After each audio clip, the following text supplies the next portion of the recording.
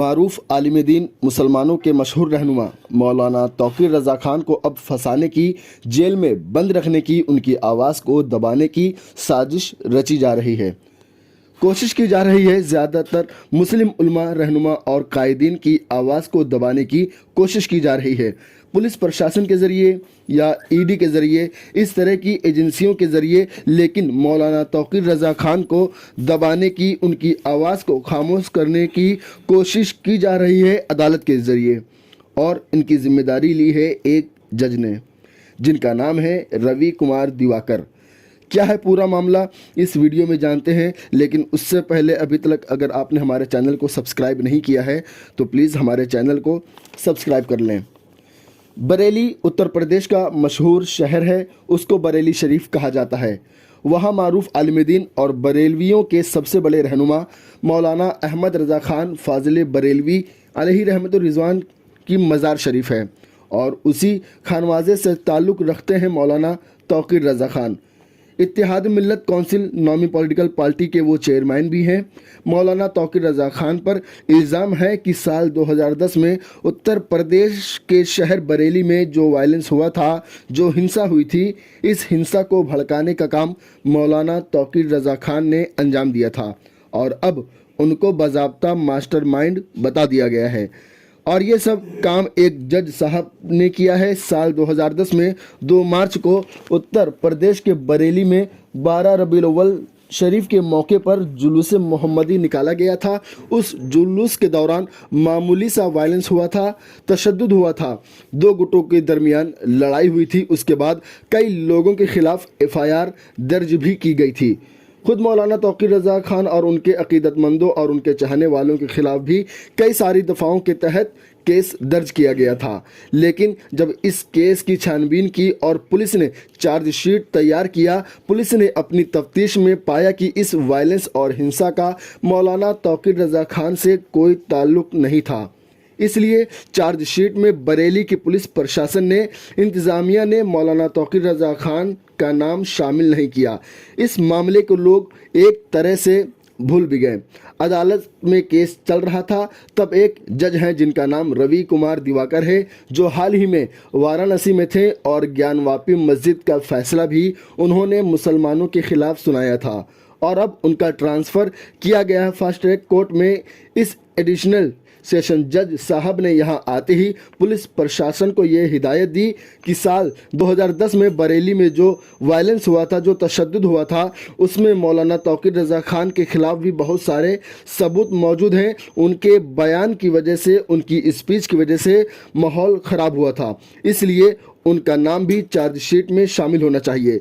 उसके बाद पुलिस प्रशासन ने दोबारा चार्जशीट को तैयार किया, मौलाना तौकीर रज़ा खान का नाम शामिल किया और अब जज साहब ने मौलाना तौकीर रज़ा खान साहब को नोटिस इशू किया है, उनके नाम सम्मन जारी किया है और 11 मार्च को मौलाना तौकीर रज़ा खान साहब को हाजिर होने के लिए कहा गया है।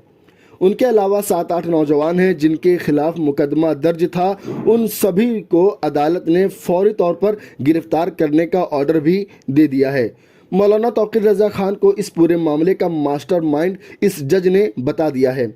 इस जज ने इतने ही पे बस नहीं किया, बल्कि इस जज ने इस फैसले की कॉपी प्रशासन को, उत्तर प्रदेश के मुखिया CM योगी आदित्यनाथ को भेजने की हिदायत भी दी और कहा है कि इस फैसले की कॉपी यूपी के मुख्यमंत्री को भी भेज दी जाए ताकि वो समझ सकें कि पूरा मामला क्या है और वो ज़रूरी कार्रवाई करें और ज़रूरी एक्शन लें।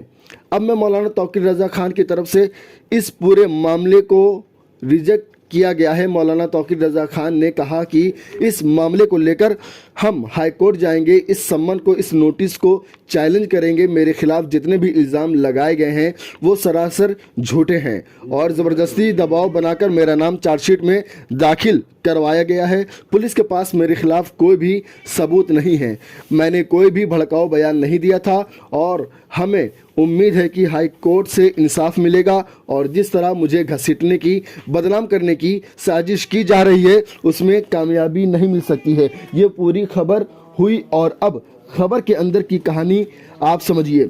इससे पहले मुफ्ती सलमान अजहरी साहब को गिरफ्तार किया गया और भी कई लोगों को जेल भेज दिया गया। मुफ्ती सलमान अजहरी साहब को किस तरह ज़बरदस्ती जेल में रखा गया वो वाक़या सबके सामने आ चुका है।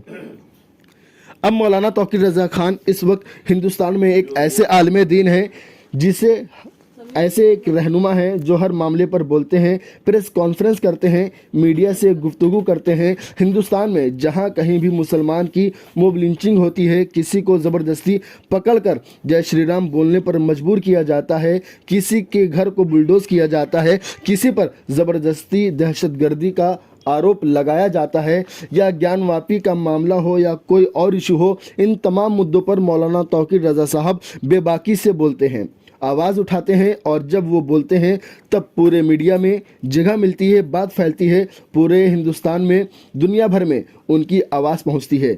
दूसरे रहनुमा इस तरह नहीं बोल पा रहे हैं, ख़ास तौर पर जो बड़ी बड़ी तंजीमों के ज़िम्मेदारान और सरबराह हैं, उनमें सन्नाटा छाया हुआ है। अब ऐसे में मौलाना तौकीर रज़ा खान को इस केस में घसीटने की कोशिश की गई है, उनके नाम सम्मन जारी कर दिया गया है। अदालत ने पूरे वायलेंस और तशद्दुद के लिए उनको ही जिम्मेदार ठहरा दिया गया है। 11 मार्च को हाजिर होने के लिए कह दिया गया है। अच्छी बात यह है कि मौलाना तौकीर रज़ा खान अभी तक डटे हुए हैं, वो हौसले से काम ले रहे हैं और उन्होंने ऐलान कर दिया है कि हम हाई कोर्ट जाएंगे, इस पूरी नोटिस को, इस पूरी चार्जशीट को हम चैलेंज करेंगे, क्योंकि जानबूझकर हमें फंसाया जा रहा है। हमारे खिलाफ एक भी कोई सबूत नहीं है, ना हम किसी भी तरह इसमें मुलव्विस हैं।